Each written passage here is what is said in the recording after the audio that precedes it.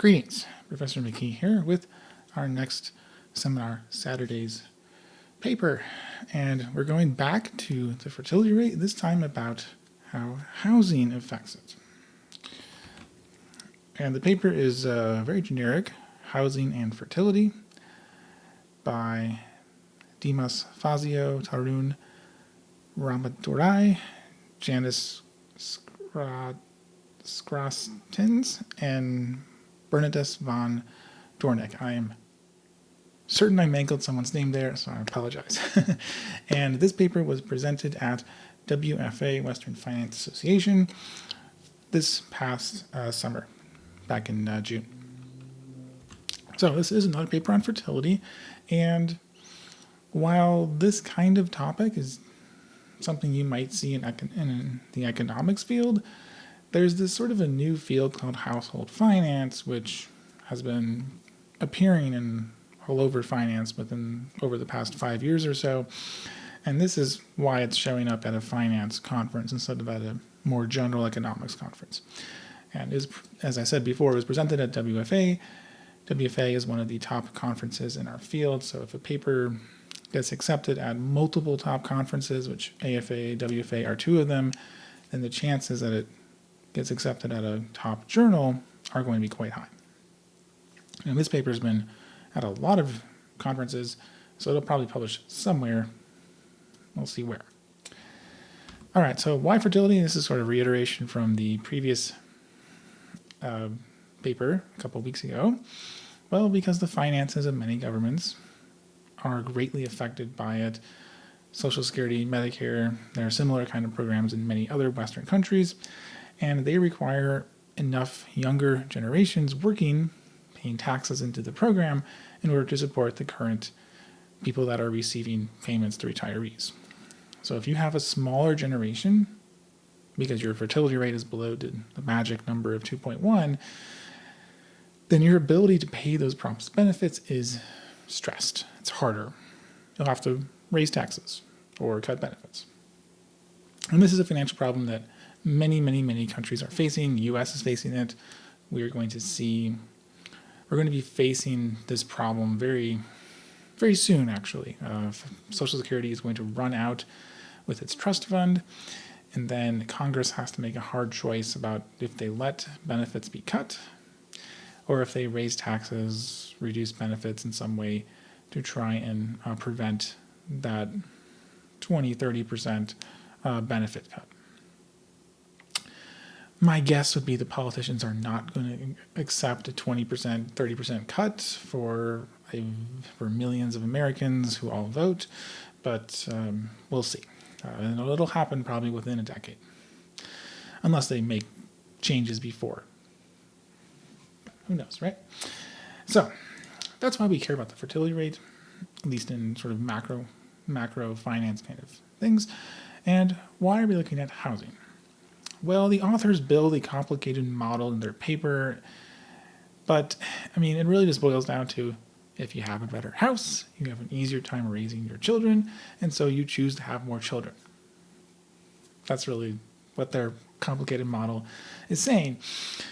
However, we can't just look at people who have nicer homes and see if they have more children, because people choose where to live. Shocking, right?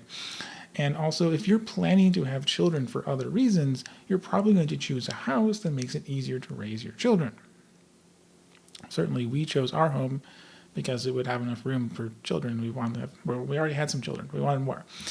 So what you really need is couples being randomly assigned homes, and then you see if they have more children or fewer children. But that's going to be hard to find, except they find a really interesting setting in Brazil. In Brazil, there's these things called real estate consortios. I'm probably not pronounced that right. I assume it's a very similar root to consortium, just based on what the word looks like.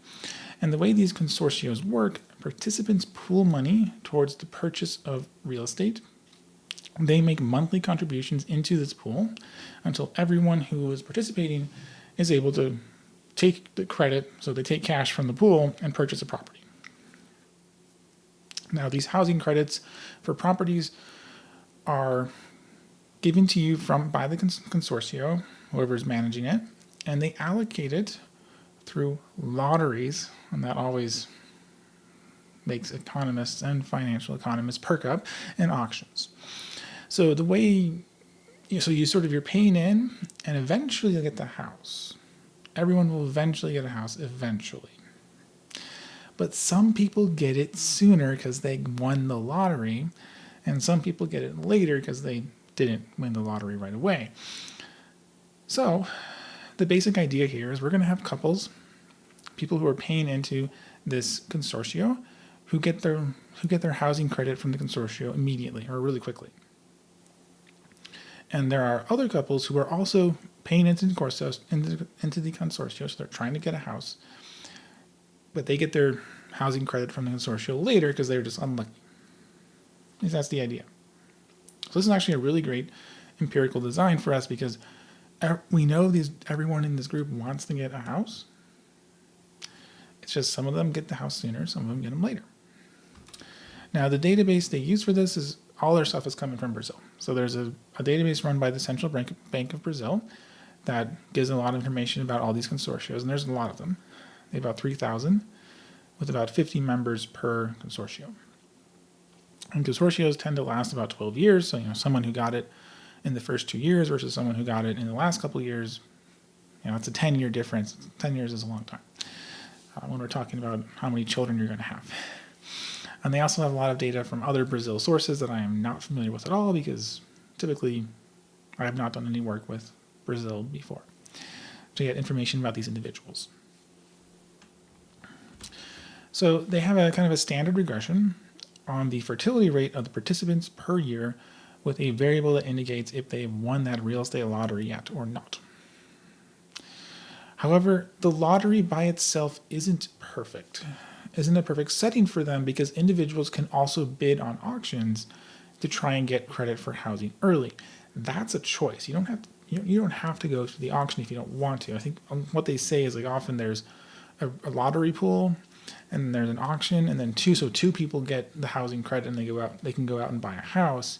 One person won the lottery, one person bid in the auction and got it. So for instance, someone who's not interested in having children and doesn't need a house soon might decline to bid and therefore stay in the lottery pool longer. And then it shows up as a correlation with, you're longer in the pool, you don't have children, but it's not because they lacked housing, it's because they just never were going to have children anyways. And that is why they wanted the house less than other people. Now, to address this problem, they use an instrumental variable approach. And there's a previous paper by one of these authors in a top economics journal that's using the same, that they're looking at consortios, they're using this IV approach. So they've done this before. They're kind of reusing their exogenous shock for a new research question, which, given how difficult it can be to find a great exogenous shock, I am not surprised they're trying to do that. And I'll put a link to their paper, although from what I could tell, it's a pretty technical paper.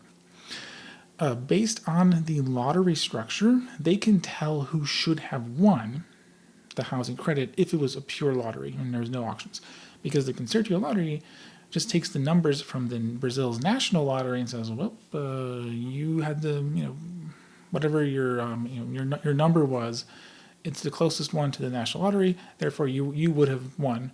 But if you already are out of the pool because you won an auction, then they go to the next person.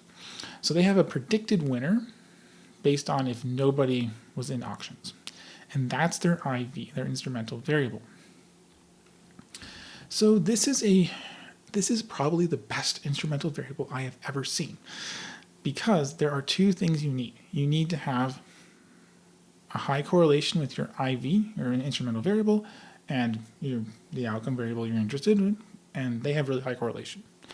The correlation with actual lottery winners is very high with the predicted lottery winners, because there's not that many people winning from the auctions. It's not perfect, because sometimes an auction winner would have been the one that won and then someone else wins. But otherwise, it still is really high.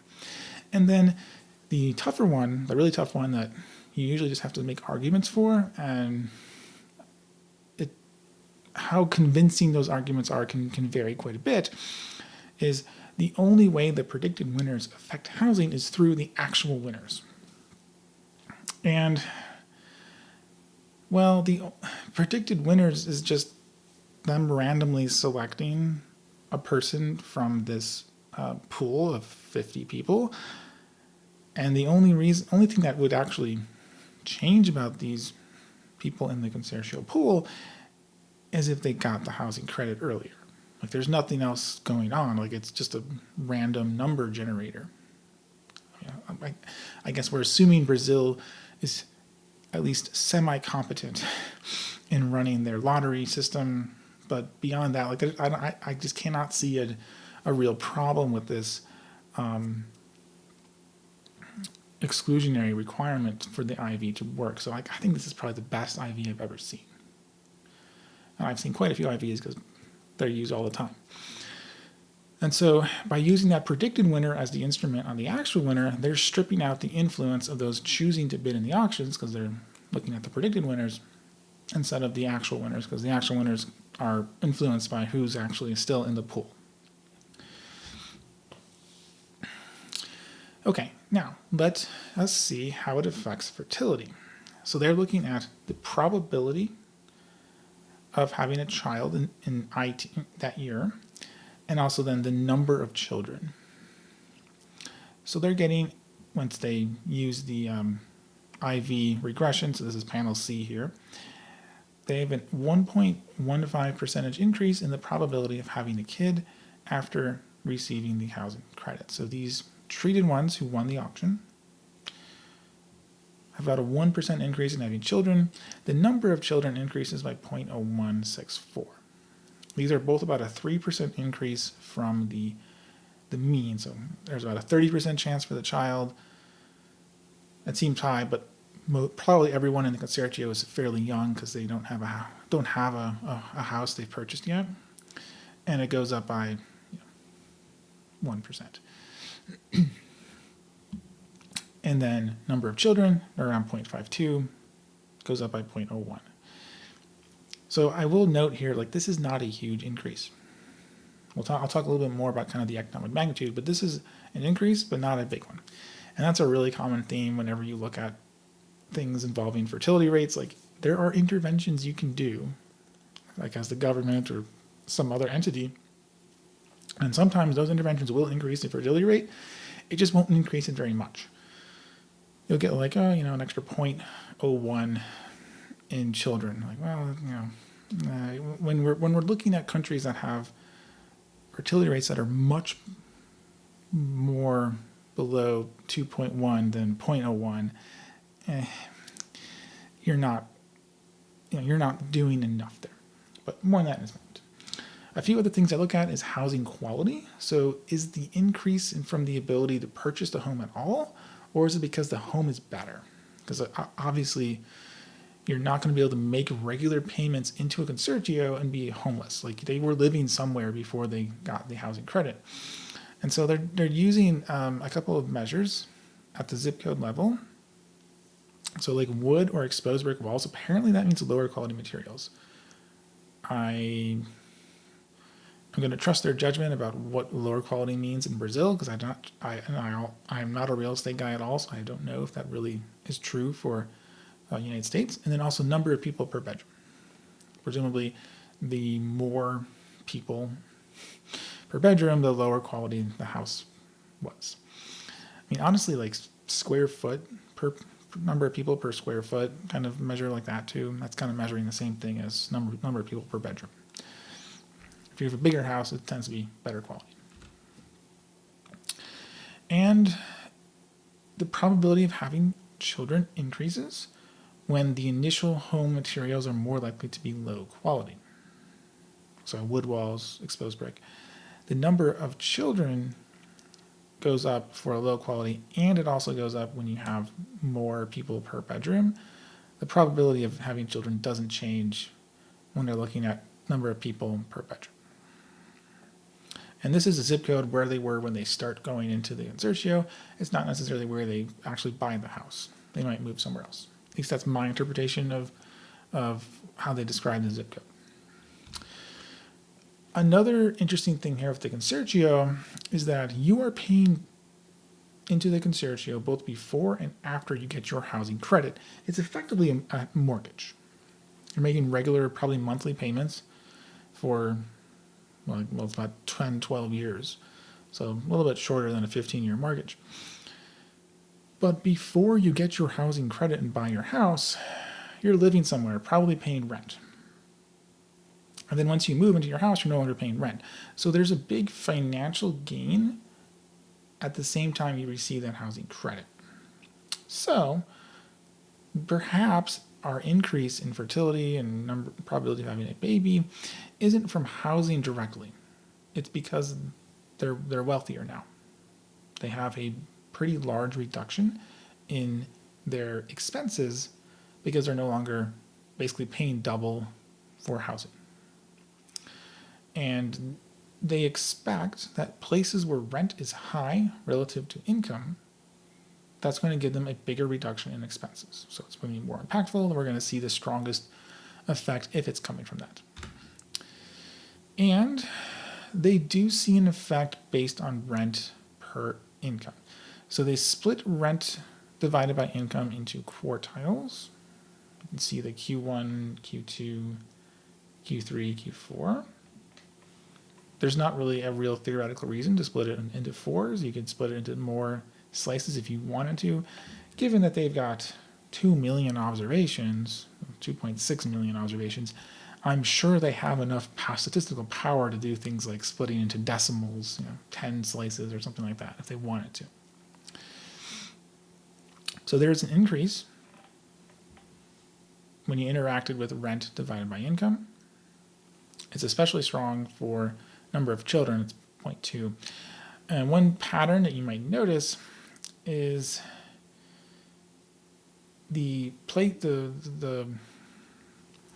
it's a strong and consistent effect with other quartiles, and it's weakest when you have the lowest rent-to-income ratio. So your rent is low versus your income. It's only 0.008, and then it jumps up to 0.01. Remember, the base effect was around 0.01 for probability of child. It starts, well, it's statistically insignificant for number of children, and then it's going up to 0.01, 0.02, 0.02. So it seems as though once you hit a threshold, which is you're not from one of the areas with the sort of the best rent to income ratios, you're in the bottom 75%, then you see the increase in the number of children. When you don't have when housing is really easy to come by relative to income, we're not seeing as much of an effect. So there's maybe some financial effect here. On the other hand, if you're in that Q1 quartile, maybe you already have a good place to live, and so the housing credit doesn't really get you much because you already have a nice place. Okay, since financial security does seem to matter at least somewhat, what about household income? Because if members are financially secure because they have high income, does that mean that the switch to winning the housing credit has a weaker effect? If people are not financially secure, does that mean there's a stronger effect?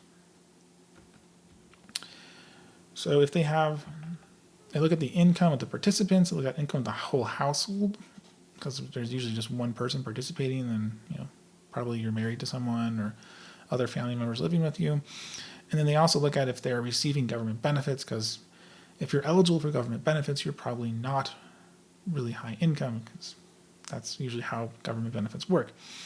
So if you have high income as a participant, the probability of having children, the number of children, that actually goes down.